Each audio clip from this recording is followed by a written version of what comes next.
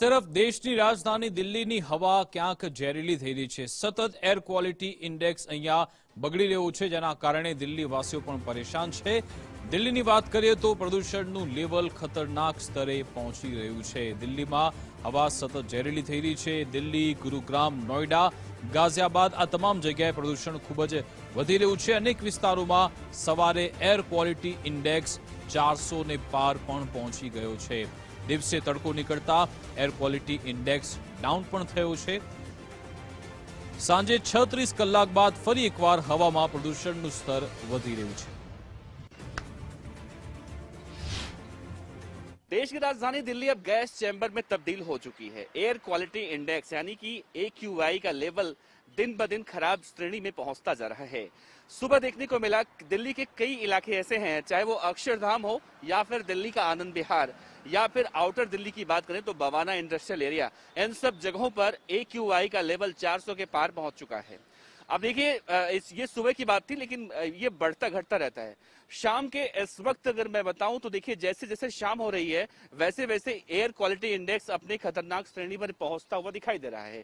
मैं इस वक्त इंडियन मेट्रोलॉजिकल डिपार्टमेंट यानी भारत मौसम विज्ञान विभाग के ठीक सामने मौजूद हूं। यहाँ पर जो डिस्प्ले के जरिए बताया जाता है, हालांकि अभी तो रेन के बारे में यहाँ पर दिखाया जा रहा है, लेकिन यहाँ पर डिस्प्ले के जरिए यहाँ का जो गुणवत्ता है हवा की वो बताने की कोशिशें की जाती हैं।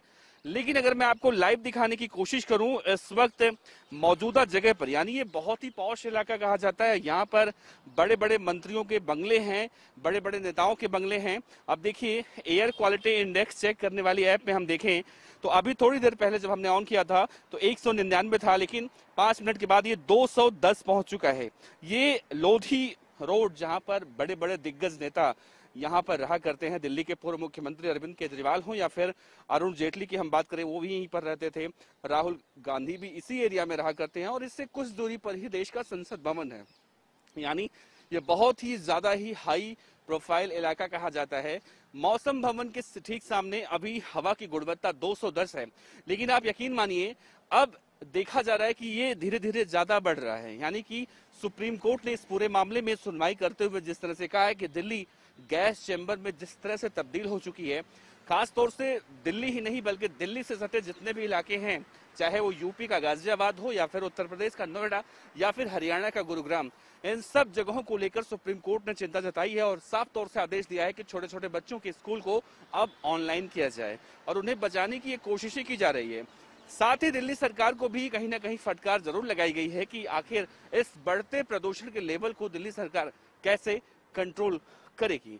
बहरहाल देखा जाता है कि जब जब दिवाली का त्योहार गुजरता है तब तब इस तरह की प्रदूषण की जो खतरनाक लेवल की जो बातें आती हैं वो निकलकर सामने तो आती हैं। सरकारें आती हैं और चली जाती हैं। एक सरकार जब मौजूदा वक्त में सत्ता पर बैठी रहती है तो विपक्ष में बैठकर कहीं ना कहीं उस पर हमला बोलती है, लेकिन वही सरकार जब सत्ता में आती है तो उसके बहाने खोजती है। तो आज एक बार फिर से वही बहाना देखने को मिल रहा है। अब एयर क्वालिटी इंडेक्स का लेवल लगातार बढ़ता जा रहा है। देखिए, अभी मैंने 2 मिनट पहले आपको दिखाया था, एक बार मैं फिर से रिफ्रेश करके दिखाऊं तो देखिए अब ये 198 यानी कम हुआ है। तो ये घट रहा है, बढ़ रहा है। थोड़ी देर पहले हमने दिखाया था 210 था, अब 198 हुआ। तो यानी कि जब हवा की गुणवत्ता अच्छी होती है तो कम होता है और हवा की गुणवत्ता खतरनाक श्रेणी में पहुंचती है तो वो ज्यादा हो जाता है।